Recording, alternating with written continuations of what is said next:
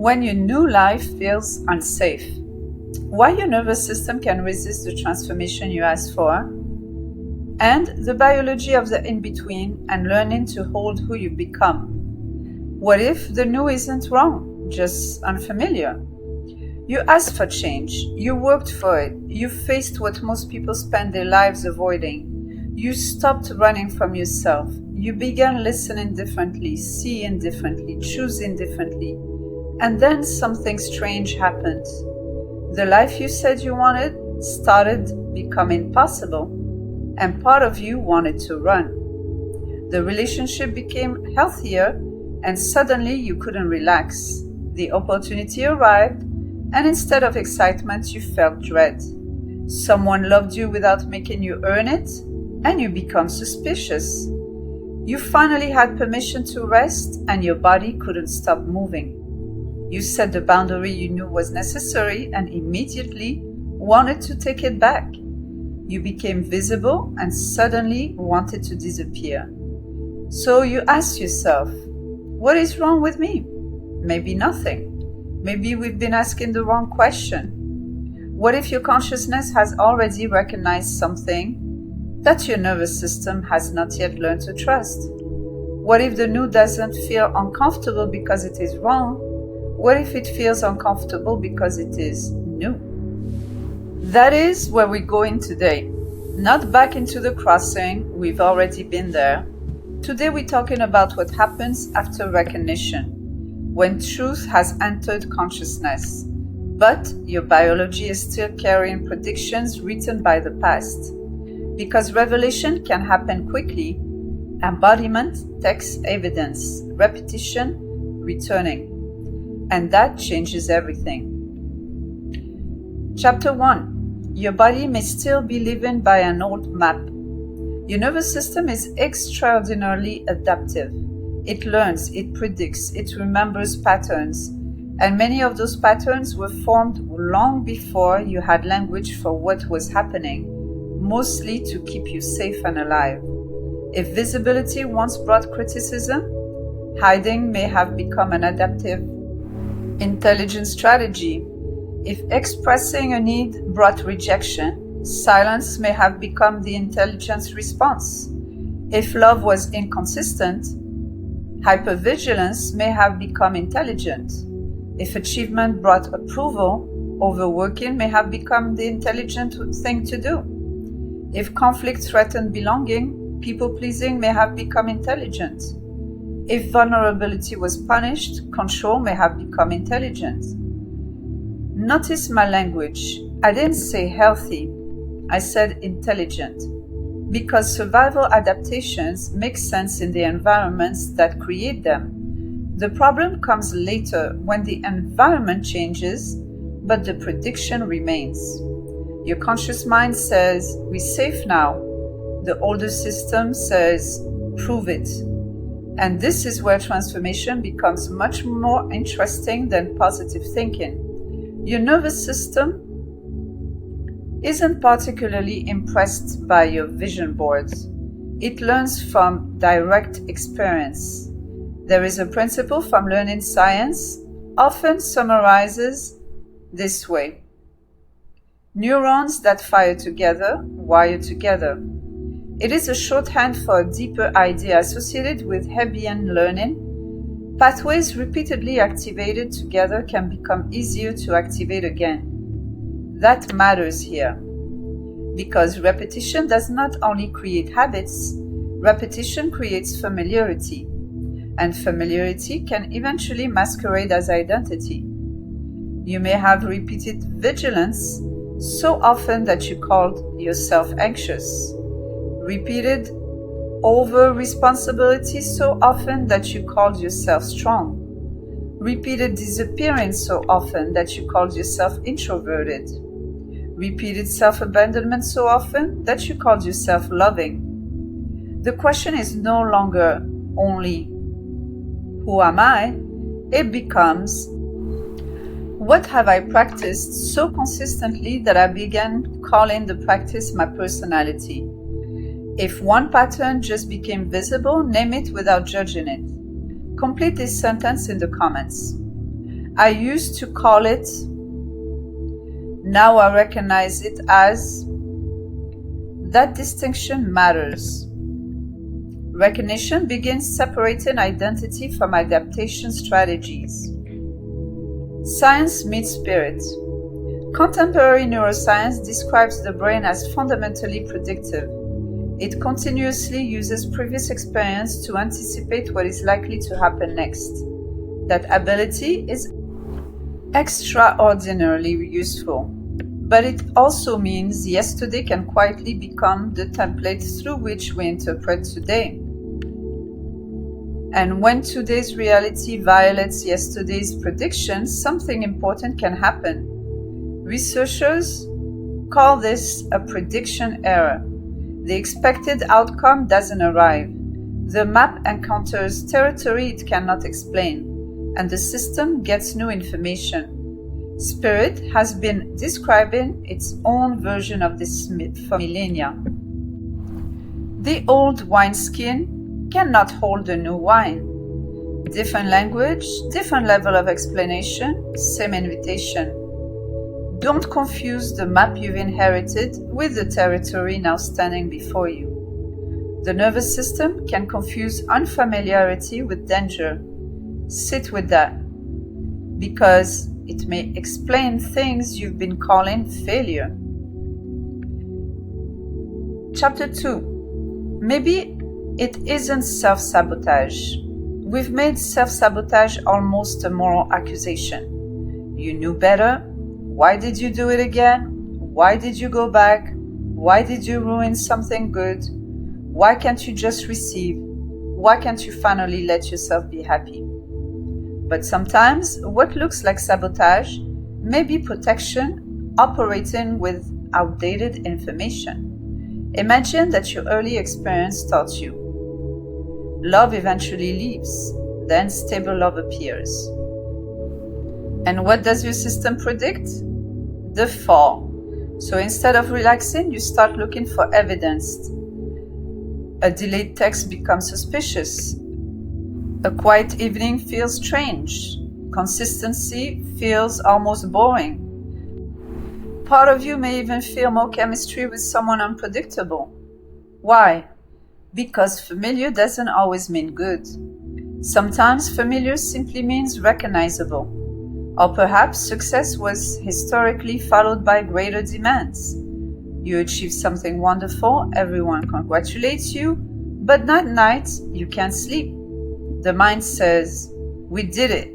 The body says, what is it going to cost us? Or maybe you finally rest, nothing is required of you. And within 10 minutes, you reach for your phone. You find something to clean, something to organize, someone to help, anything. Because somewhere in the old architecture, stillness means vulnerability, danger. Now we have a very different question to ask. Not why am I sabotaging myself, but what does some part of me believe this new experience predicts? That question contains compassion and agency. Now think of something good you currently have difficulty receiving. It could be love, rest, visibility, money, support, pleasure, success, peace. Now ask, what does my body expect will happen next? Don't manufacture an answer. Notice what appears. This is why I want us to be careful with the language of self-sabotage. Sometimes we are not watching a person destroy what they want. We are watching an old protective system encounter something it does not yet recognize as safe, as familiar. Bessel van der Kolk writes that the essential task includes allowing yourself to know what you know and feel what you feel. That is not merely insight, it is permission for conscious awareness and embodied experience to stop living in two separate worlds. Where does your life look safe on paper, while some part of your body is still preparing for impact? That question is not asking you to diagnose yourself, it is asking you to become more accurate. Chapter 3. Why insight isn't enough. Here is one of the most humbling truths in transformation. You can understand your pattern and still repeat it. You can understand abandonment and still panic when someone pulls away.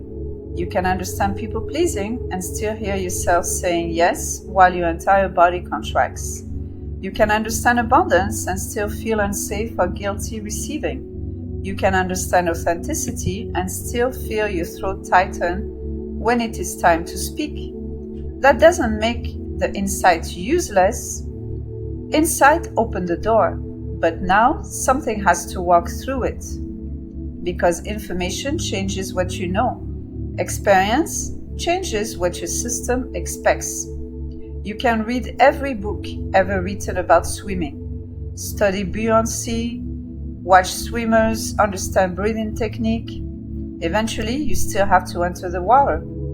Transformation becomes embodied when the old prediction meets a new experience and stay safe throughout against all old predictions.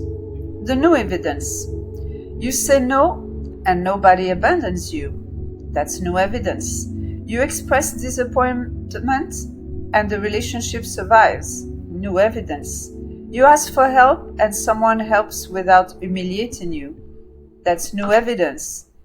You rest and the world doesn't collapse. New evidence. You allow someone to see you and they don't weaponize what they see. New evidence. You receive a compliment without deflecting it. New evidence. You allow grief to move through your body and discover that feeling it did not destroy you. New evidence. You succeed and refuse to turn the achievement into another prison. That's also new evidence. None of these moments look particularly mystical, but perhaps we've been looking for transformation in the wrong places. Sometimes the sacred event is simply the catastrophe you past predicted didn't happen, and your body notices every time and starts registering new evidence, allowing the new state to be established, one new direct experience at a time. Insight opens the door. Experience teaches the body that it is safe to walk through it. This may be one of the most important things you hear today. Your nervous system does not only need reassurance, it needs contradiction. Not contradiction through force, contradiction through experience. The past says, if I speak, I will lose love. Then you speak and love remains. The past says, if I rest, everything will fall apart. Then you rest and the morning still comes. The past says, if I am fully seen, I will be rejected. Then someone aligned sees you and moves closer. These moments are not small, they are revisions. The old prediction meets new evidence and eventually the map must change. When science meets spirit. Neuroscience calls this learning. Psychology may call it corrective experience. Spirit might call it freedom arriving through truth. Different languages, one movement. What was once inevitable becomes optional. What is one old prediction your life has already disproved? Right. I thought would happen, instead happened. Comment below. Someone reading your answer may realize their own map is already changing. Rainer Maria Rilke wrote, "Let everything happen to you, beauty and terror. Just keep going. No feeling is final." That is not a call to endure harm. It is a reminder that experience moves, sensation moves, emotion moves. The body can learn that intensity does not always mean annihilation. Sometimes the new evidence is simply discovering, oh, I can feel this without becoming it. Before we move on, think of one moment when you did something difficult and then immediately minimized it. A boundary, a truth, a request, a risk, a moment of receiving. Go back there now. Don't analyze it, just acknowledge. I did that. And let the body receive the evidence this time. Chapter 5. Don't miss the landing. And this is where we miss something crucial. Suppose you finally speak honestly. You've spent years avoiding confrontation, your heart pounds, your hands shake, but this time you say what is true, and the other person hears you. Nothing terrible happens.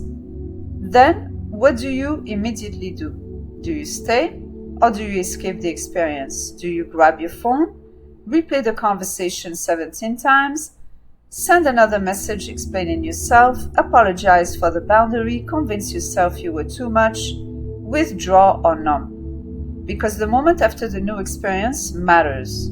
Your system needs time to register. I spoke, I remained, I am still here, I am still safe. This is what I call let the body receive the evidence. You received love, don't immediately earn it back, stay. You rested, don't punish yourself afterward with frantic productivity, just stay. You were seen, don't immediately hide, stay. You said no, don't turn it into a 10-minute apology, just stay. Feel your feet, notice your breath, look around, let the moment become real, let it register. Not merely cognitively, physically in your body, make it real. Chapter 6. Why the old patterns sometimes return. And now we reach one of the most misunderstood moments on the path. You were doing beautifully, and suddenly the old pattern returned. The old fear, the old craving, the old relationship dynamic, the old coping strategy, the old voice. And immediately you tell yourself, I've gone backward. Maybe, but not necessarily. Healing rarely behaves like a straight staircase. Sometimes we encounter the same material again, but a different layer of it, and from a different level of consciousness. Same trigger, but now there is awareness. Same fear, but more room around it to detach, observe, then choose. Same impulse, but now there is choice between impulse and action, where free will can emerge. Same wound, but less identity fused around it. You've seen this spiral before, but there's a crucial difference now. You are no longer inside it in exactly the same way. The landscape may look familiar, your coordinates have changed, and from this place you can easily separate from the fray and stabilize in your desired state of being. You can revisit the same terrain without occupying the same consciousness. That is not permission to romanticize regression, it's an invitation to measure progress more intelligently. Sometimes progress isn't realizing, I never did it again. Sometimes progress is realizing, I noticed sooner. I stayed conscious longer. I recovered faster. I chose differently once. I returned to myself. And that counts. This is where the spiral becomes important. Healing can revisit, integration can revisit, grief can revisit. The same doorway may appear several times. But repetition is not automatically regression. You are not only asking, did the pattern return? Ask who returned with it. Was the witness present? Was there choice? Did recovery happen sooner? Did you speak differently? Did you abandon yourself less? This is how we begin measuring transformation by consciousness rather than perfection. The return of an old pattern is not proof that nothing changed. Sometimes it is the place where change becomes measurable. Chapter 7. The new can trigger the old. Here is where things become even more paradoxical. Sometimes the old system gets loudest when life gets better. Not worse, better. You meet someone emotionally available. You finally earn more money. Your work gets recognized. The pressure decreases. Your home becomes peaceful. You have more choice. You're finally being seen. And instead of expanding, you contract. This can be deeply confusing. But if your organism has spent years predicting danger, safety itself may initially be unfamiliar. The guards don't automatically abandon the castle because someone announces that the war is over. They need evidence, repeated evidence, confirmation. They need to look beyond the wall again and again and again and discover no army came. We safe. Here's a paradox worth remembering. Sometimes receiving what you ask for activates more fear than losing what you already knew, because you experience that receiving implies losing something else in exchange. Peace can feel suspicious, love can feel exposing, visibility can feel dangerous, and so on. Also, freedom can feel strangely unsupported, not because freedom is wrong, because captivity had rules, and unfamiliar freedom does not. Scripture offers a line that becomes surprisingly practical here. Be still and know that I am God. Psalms 46:10.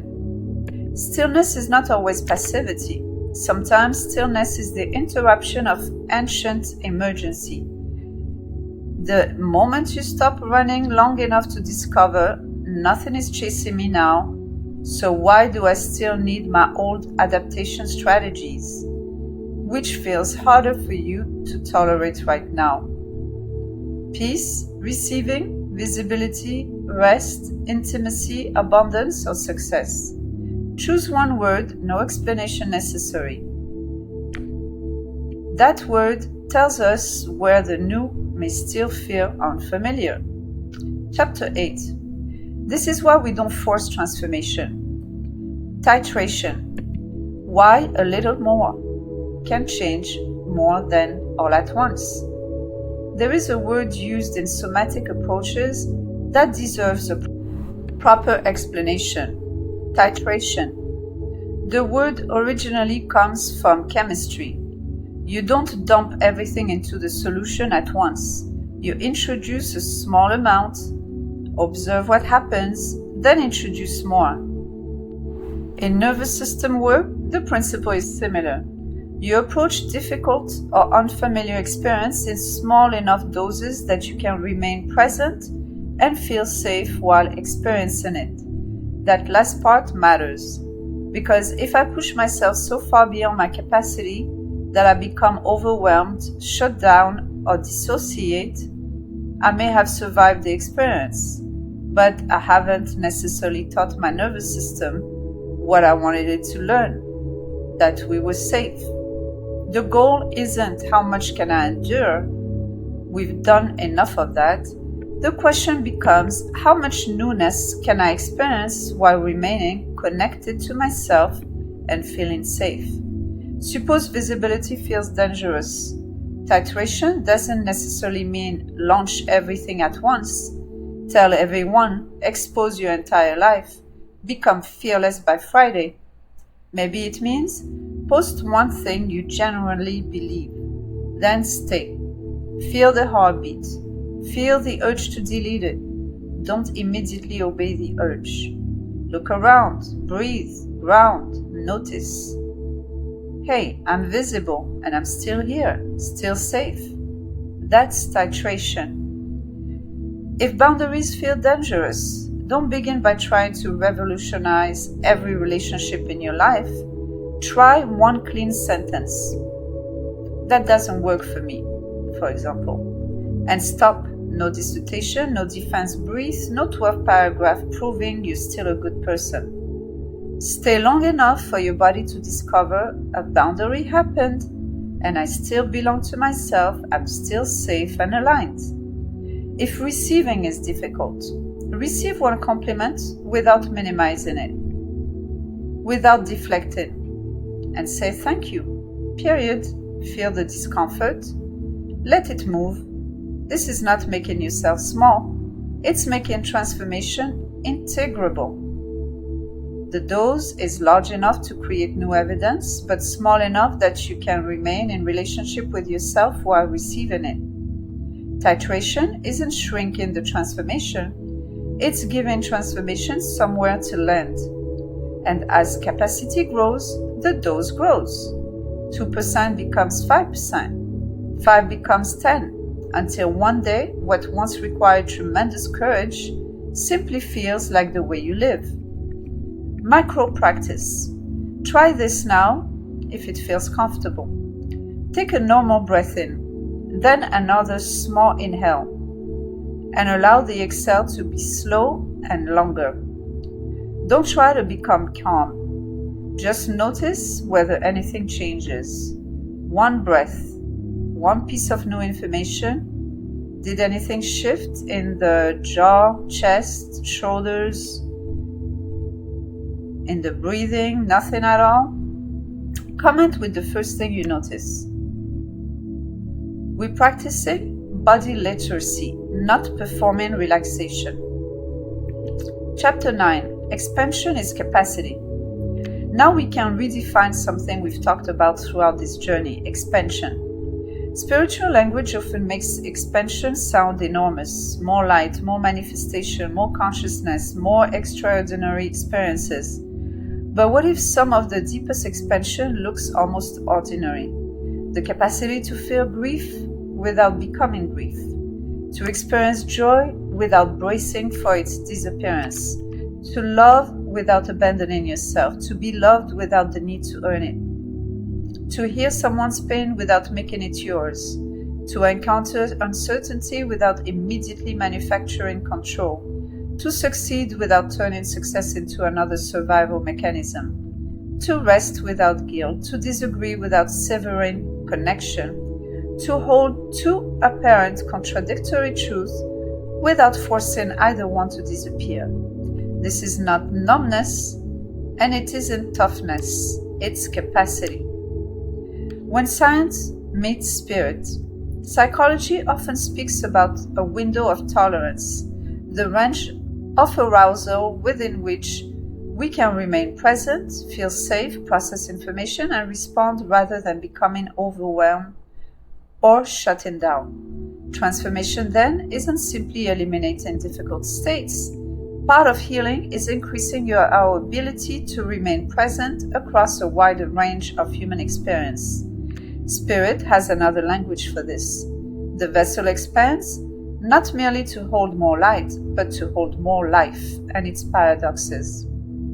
The grief and the gratitude, the mystery and the knowing, the human and the divine. Not either or, but both. Wholeness was never perfection. It was increased capacity to meet reality as it is, in its vastness. Your expansion is measured not only by what you can reach, but by what you can remain present enough to hold.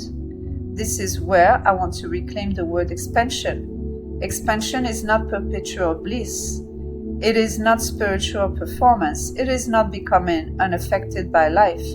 Expansion is becoming able to remain present for more of reality without immediately abandoning yourself.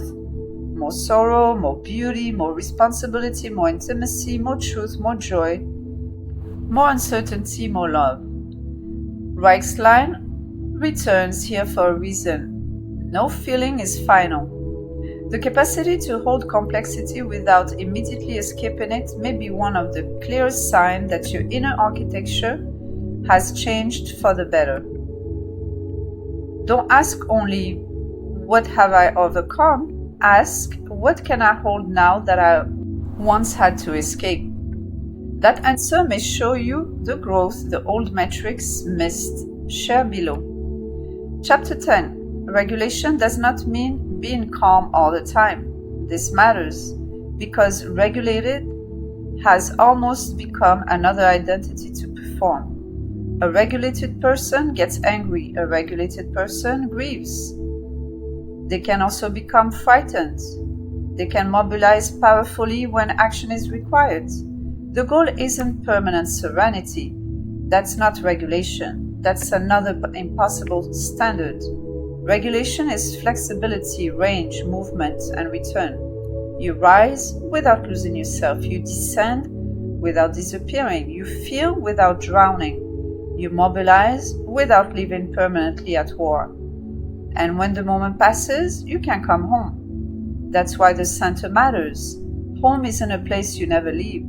Home is the place you increasingly know how to return to. It's your 0 point, your center, your ground. Your history may explain the architecture you inherited. It does not get the final word on the architecture you built. In closing, the body catches up with the soul. You don't have to bully the old guards. They protected something sacred. Thank them. Then give them new evidence again and again until vigilance becomes discernment, until contraction gives way to capacity, until survival becomes participation, until what consciousness already recognized becomes a life the body knows how to inhabit, slowly, steadily, honestly. This is not regression, it is integration. And integration is where revelation becomes reality. Next transmission. And once you can remain present for more, something extraordinary happens. You begin to perceive more because reality was never reaching you through only one channel. Every experience has been occurring simultaneously across multiple layers: physical, emotional, mental, relational, symbolic, archetypal, and spiritual. We've visited many of them separately throughout this journey. Next time, we put the map together, because once the noise decreases, once survival is no longer consuming the entire bandwidth, you begin noticing what was there all along. Patterns, signals, correspondences, layers within layers. The question then becomes, what exactly am I perceiving? And from which level of reality am I reading it? That distinction changes everything, because expanded perception without discernment can become another form of confusion. So in the next transmission, the 7 dimensions of human experience, how to read reality without losing your center, will bring the pieces together, not to escape this world, to become more literate inside it. Because awakening isn't about living the human experience, it is about becoming capable of inhabiting more of it consciously. Until then, stay curious, stay rooted, and when the new feels unfamiliar, don't immediately assume it is wrong. Sometimes your future has simply arrived before your nervous system has learned its name. The surface is always the last place transformation arrives. Heal deep, rise sovereign. Still Fire 1111. Welcome home. The frequency calls, the fire rises. Enter at your own shift. Still Fire 1111. And if this resonated with you, subscribe to the series. Download the free ebook Energy is Everything, using science and spirit to master vibrational reality, free for subscribers of Still Fire 1111. And to celebrate my launch on Heal Me, book a free 20-minute discovery call. This is not about becoming someone else. This is about finally allowing who you are to organize your life. Heal deep, rise sovereign. The fire rises and now it radiates. Enter at your own shift. Welcome.